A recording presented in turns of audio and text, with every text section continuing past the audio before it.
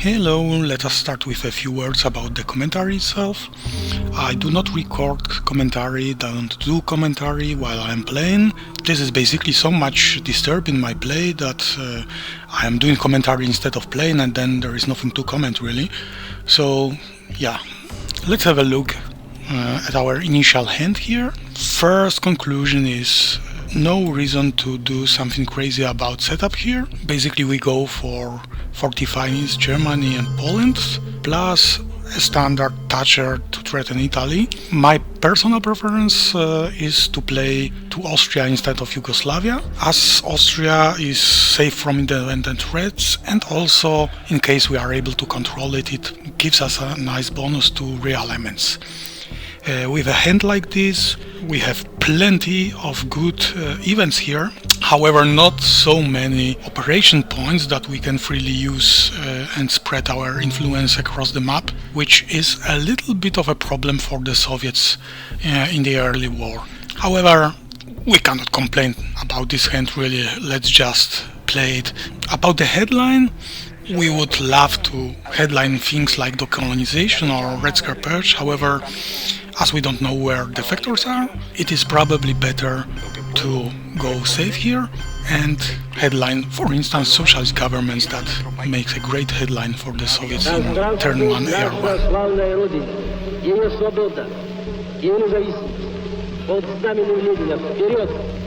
So that's what we do.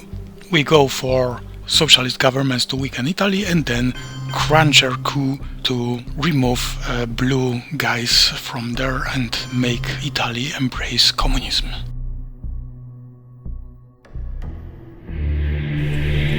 Well, save the Warsaw Pact for his blockade. Probably headline containment, Aegis scoring is too dangerous. Because of if he headlines Vietnam revolts or decolonization or de-Stalinization, he can get the quick Asia domination against me in the headline. And since I don't have socialist governments in my hand, I need to put 4 in Italy to counter the socialist government's headline. Looks like a pretty clear case for containment.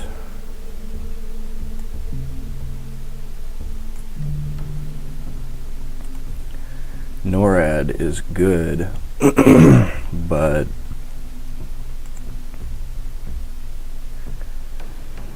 not as good as containment, I don't think. Socialist governments is obviously still a great headline for him, even though I put 4 in Italy.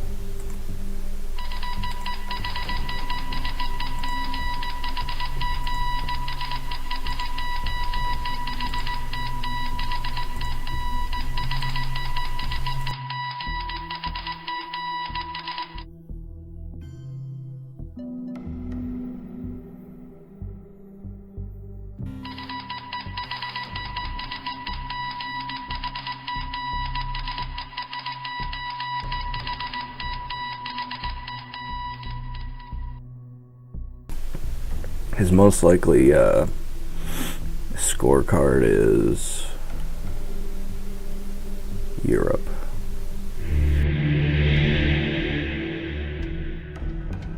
Although we don't have the European scoring card on our hand, we still are very happy to take Italy. Gaining a third battleground in Europe is always great news for Soviet Union. By definition, Europe is easy to dominate by US player, so by snatching one of battlegrounds, Soviet Union denies those easy points to the US and also puts some serious pressure. US has to struggle to deny the points to USSR now. Great news. There are also some worse news when we look at the hand we have. Not so many ops there, and our opponent played containment, so he should have enough. I really don't have a lot of ops in my hand here, so I kind of, I'm kind of worried that if I don't put 3 into France, I might end up losing it. And also, really want to get over to Libya through Egypt also. I guess France is just a higher priority right now, especially because of the DEFCON level. And I gotta worry about mill ops too. Huh. Complicated. First turn's always so complicated. Well, let's get this out just in case he's got NATO or independent Reds in his hand.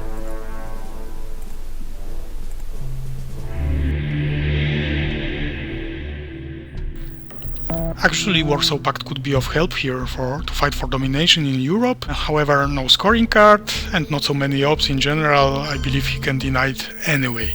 So let's not go crazy. Let's fortify Poland and East Germany. Plus, let's go for control in Austria just to make him do something about my domination in Europe. Alright, I'm cool with it. Oh wait, I didn't mean to put all 4 in there. Or maybe I should put all 4 in there. Nah. I should put the 4th one right here, probably. Or I could put the 4th one in someplace like Malaysia. Malaysia actually kind of makes a lot of sense too, especially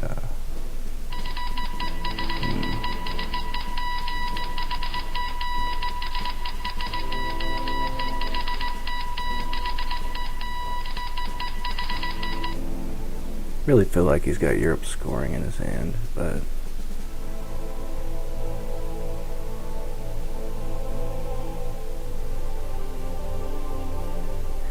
how can he really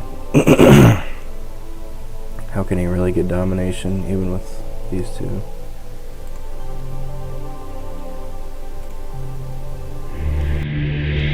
Actually, there would be a way for me to dominate in Europe pretty safely if I had a 4 op card. I could play 1 into Austria, 1 into Italy, and 2 into Spain, Portugal.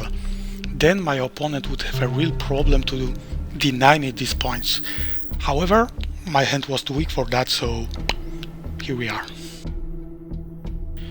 Although there was a threat that I would attack France with De Gaulle or Suez, I believe my opponent chose the best play and went to Malaysia, and this way he guaranteed he would get to Thailand first.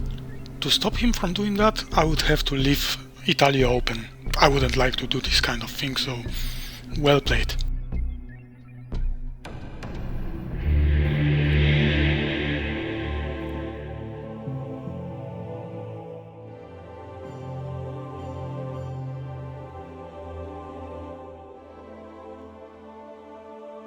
Sort of want one in Costa Rica too, but I just feel like it's more important to get some more adjacency so I don't get cooed out of some of these.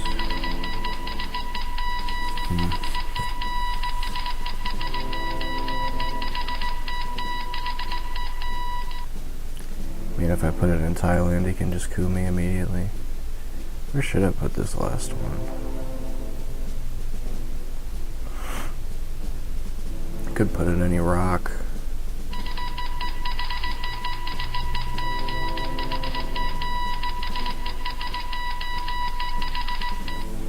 Guess I could put it in Egypt. I kind of like that too. I mean, if he coups me in Egypt, I can just step into Thailand.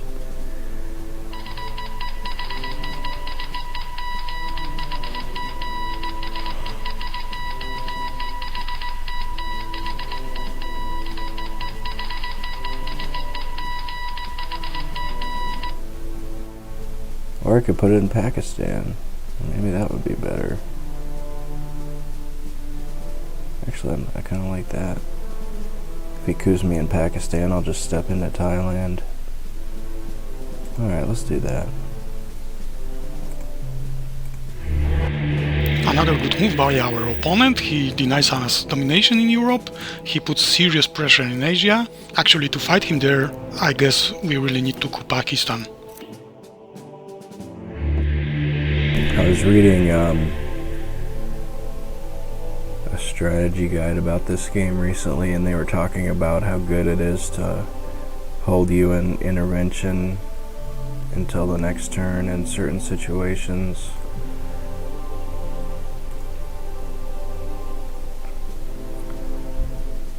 Wow, that was a pretty fortunate turn of events. Another thing I could think about doing here is spacing Romanian abdication, because it's really important to get to that first space race box before your opponent. But I need to threaten Asia, I think, first.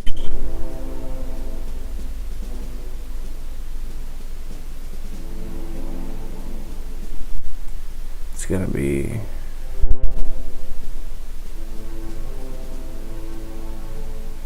pretty difficult for him to break my Asia domination. I decided to take a risk and potentially lose the points in Asia, but at least I was able to deprive my opponent of the coup, so almost certain to get military ops points. Also, a coup in Iran could have worked, then my position in Middle East would be much better. I could have in theory fought with the colonization for country count in Asia, however, with my poor ops, it looked like a lost cause anyway.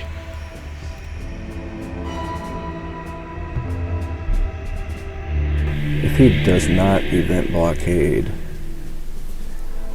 I could think about just eventing my IP war for the 2 mil-ops and 1 VP.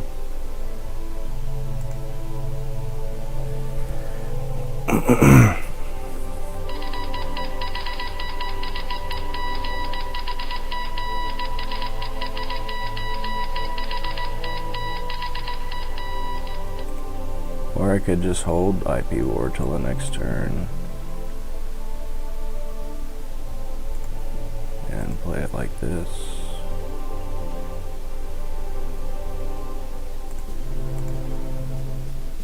And then space this.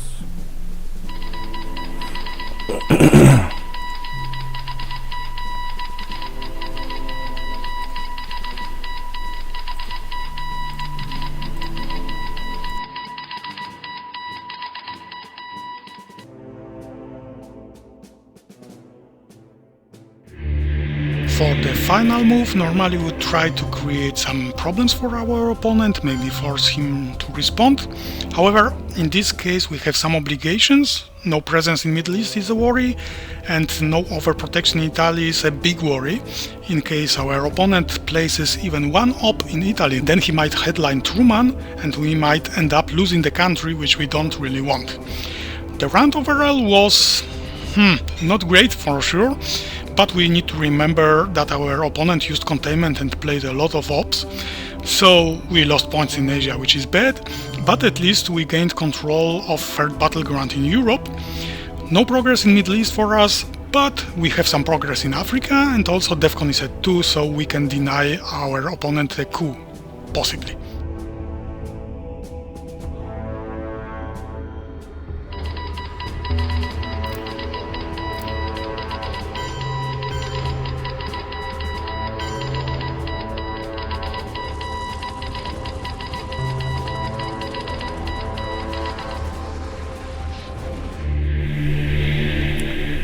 It sucks to take the mil-ops hit here, but is it really that big of a deal? I mean, I did have some opportunities to get mil-ops at this turn, but was it really worth it?